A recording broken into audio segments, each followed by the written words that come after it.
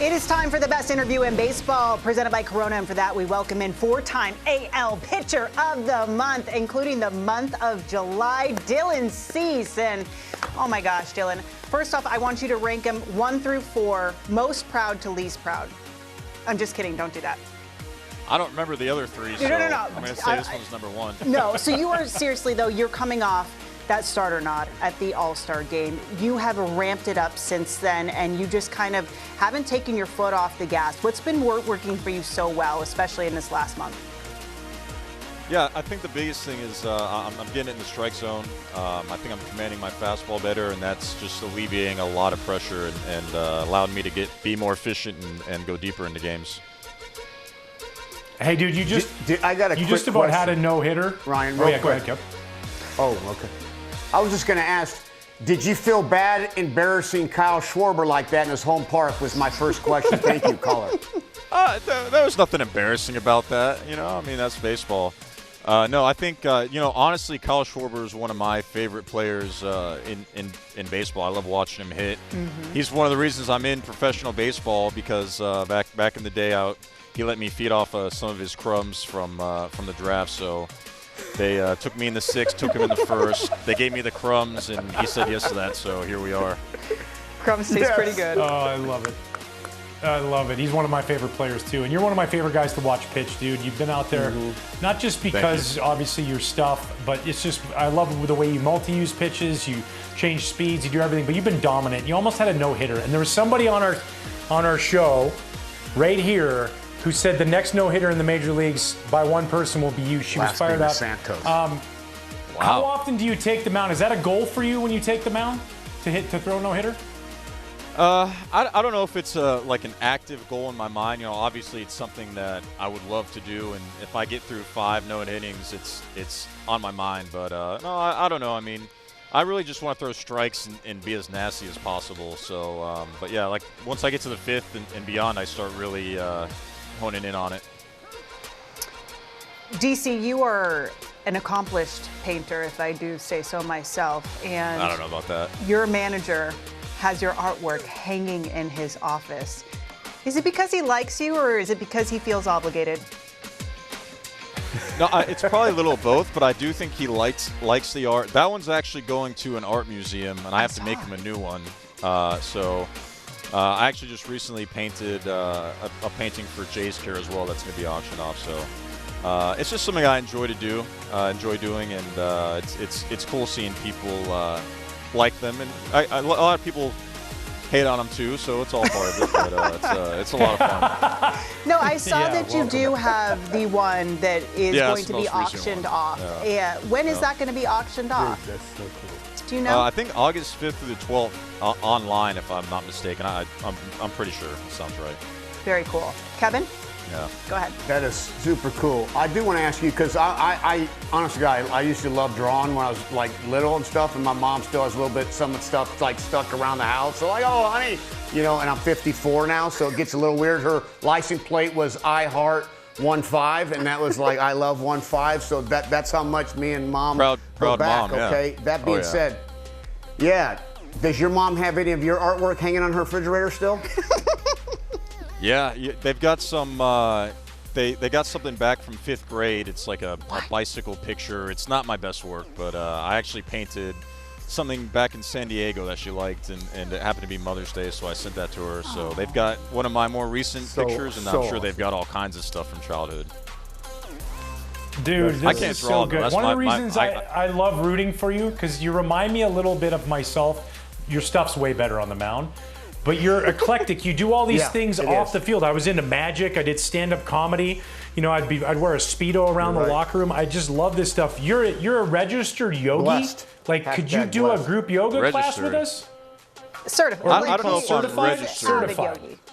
I do enjoy yoga. I do Isha yoga. It's from a yogi named Sadhguru. So it's there's meditation, visualization, yoga, all that involved in it. And I couldn't teach anything. I just follow what they teach. So I feel like I get a lot of benefit from it. Okay, what's the hardest pose to hold for you? I don't know the name specifically. There's a practice called Anga Marna, which is it's called mastering your limbs. And that one just overall is an intense workout. But you know, I don't know. I haven't learned all of them yet, but I would say off the top of my head, that one's challenging. That's how I'm going to rebuild my body this offseason.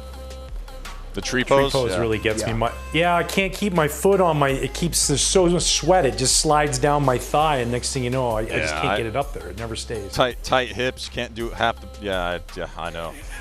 Yeah, he's always had tight hips. I'm more loose hips. Yep. He's got tight hips. It's always been weird when we room together. Go ahead, Sierra. Thank you, Kevin. I think the hardest pose that I can hold is actually crow. But you know, you talked about your eclectic hobbies. You're also an avid disc golfer. Tell the world why they should pick up disc golf. Yeah, so I don't get to play as much anymore. I'm trying to make some moves. I can't delve too far. I'm trying to make some moves still in disc golf, but no, it's a great game. It's basically accuracy-based hiking. If you like nature and if you like you know, playing with frisbees and trying to learn mechanics and all that, it's in a lot of ways, you know, it's similar to pitching in the sense of you have to mechanically figure out how to release the thing properly, and then you got to figure out angle control and all these different things. I never got good at it. My twin brother Alex, nasty. And then obviously all the pros, they throw it 600 feet without trying, and I'm like max effort at 300 feet. But I don't play too much anymore. Don't want to risk, at least for the next 7 years, I'm probably not going to play too much. But I love watching it on YouTube. I love watching the pros, Disc Golf Network. They got Worlds coming up. That's going to be fun. So I think it's a good up and coming sport. Very good up and coming sport. Dude, that is so funny because I got two boys and they would play with their buddies, and it's kind of cool, like you said, woodsy, and they do. And I've never gotten into it because, you know, I'm dad. I'm like, I want to get invited, but they, you know, I'm dad. I'm like the old dad, so they're not like, I'm like, hey, dude. So now I'm in because, one, you don't have to putt. I love golf, real golf. You do have to and putt. Putting's No, you got to putt. Hard. Putting's the hardest thing in disc golf. You have to putt. You have to.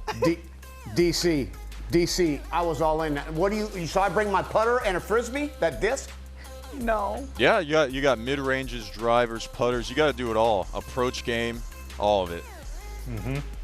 He's out. Okay. It's an art looking form, it up, Kev. and we're going to do it in 7 years. We have one right down the street. 7 years, here. you and I are going disc golf all the time. I'll take you. We'll get you out to one of these big tournaments. Maybe we'll do some coverage or something. I would love it. If you were to give yourself a baseball-esque comp for your skills in disc golf, who would it be? Ooh, baseball-esque. Who's someone that's powerful but Obviously not Ohtani. under control most of the time? I don't know. I want to say, you know, Paul McBeth.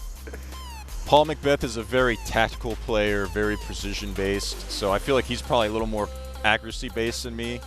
Maybe like an Anthony Barella or like a, gosh, I don't know. I mean, there's so many powerful players in disc golf. I don't know. Anthony Barella, maybe. I'd say Gannon Burr. He's world #1, but I feel like he's probably more like Shohei, where they're just kind of unicorns. So. Wow. Do it all. I like, by the way, as you were naming those names, Kevin and I were trying to figure out who in the big leagues they play for, but then we realized you're naming disc golfers. So, yeah, that's impressive. Oh, was I supposed to be naming? Was I supposed to be naming big leaguers? That's okay. No, we like that better. No, that's good. Let's get their names out we there. like that a lot. Hey, speaking of mechanics, I wanted to ask you this question about mechanics because, like, you have an unconventional arm action, right? It's a shorter arm action. It's not this long one. How much did you have to battle? For the kids out there, like, we get into this cookie cutter world where everybody's got to be the same and do the same. You have your own style and your own unique style. How much did you have to battle that in the minor leagues or at low levels where, like, no, I like how I throw, leave me alone? No, for the most part, with the minor leagues, I remember it was more of like, we want you to focus on fastball, curveball, don't mess with sliders or changeups yet or anything like that. So for the most part, there really wasn't a whole lot of tinkering. I think a lot of my adjustments came from the actual big league level where you kind of get, you get thrown in the fire. It either works or it doesn't. So, from there, actually Ethan Katz, who's out in the outfield right now throwing balls at me, got me in the core velo belt. And for whatever reason, learning how to use my legs better shortened up my arm action. So I've never really consciously done anything with my arm action. It just is kind of what my body's wanted to do as I've, I guess, gained experience with movements. And yeah, it's really just my body doing what it wants to do. That's doing a great job of it. I know that. DC, I've known you for a very long time, and your style has very much evolved. Tell us more about the vintage Disney shirts that you have been wearing, and where did you find them? Yeah, it's not just Disney. There are some Disney in there. It's, okay, sorry. I don't know. I do a lot of eBay scalping. I have a good time going on eBay finding it. But there's stores all over the place. Yeah. I like lowballing on eBay though. That's my favorite. Do you use your real name on stuff's cool eBay? now. Or is it like is it a fake? It's close enough to my real name that when I buy things, I'll get little handwritten notes saying things to me. It's not quite my real name, but it's very close. Ooh, Kevin? Nice. If you were to marry a Disney princess, which one would you marry? You know, Oh gosh. Like if you were to marry, you know what I'm saying? Marry Kevin, a Disney princess. Kevin, you answer it first. Yeah, Kevin, you go first. All right, Frozen. Cinderella. Frozen? No, are you talking about Elsa? Frozen is Elsa. Yeah. Oh, sorry, Cinderella. Gosh, Is she a Disney princess? You love blondes. probably Belle, I guess. That's Good a answer. winner every time. You know what? Yeah, probably Good Belle. answer. Good answer. Yeah, I would probably pick great Ariel just so she could have that experience and be able to walk out on the land with everybody else. 'Cause that's the whole thing, right? She's got to get. How would marrying you get her out on the land? I don't think that would translate. Because she marries a streetwalker, like the guys. Not You're gonna have to like get in the water. You know how life works. You're gonna end up being in the water all day. I mean, we know That's this a thing great works. point, dude. I completely jumped ship on what I just said. I scrapped that whole thing, and Belle it is.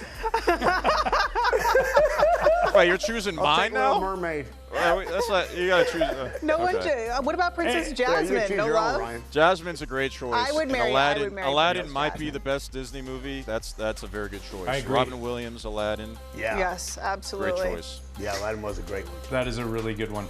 Dylan. Hey, music-wise, Dylan, I just want to ask this real quick. You've been to Innings Fest a bunch of time. I know how much you love music. What's the last concert you've been to? Last concert. You know what? In the off season, I actually don't go to a lot of. I'm going to say real concerts. I go to a lot of. There's a cover band venue near my house in Georgia, and I go there all the time. Go to Nirvana, Lynyrd Skynyrd, Eagles. I have a newfound. I've never been crazy into rock music, but going and watching it live with these guys, it's very cool. So I have a newfound appreciation for a lot of music. After watching the cover bands live. So I need to do better with music at concerts, though. I haven't been to that many, honestly. Amazing. Rush. Yeah, I got a Rush hat over here. So good. Dylan, Yeah. we appreciate you so much. Thanks for coming on the show. Congrats Yes, DC. on the Pitcher of the Month award, and keep up the good work. We love watching you pitch. No, thank you. I Same appreciate here, it. dude. You're awesome. Yeah.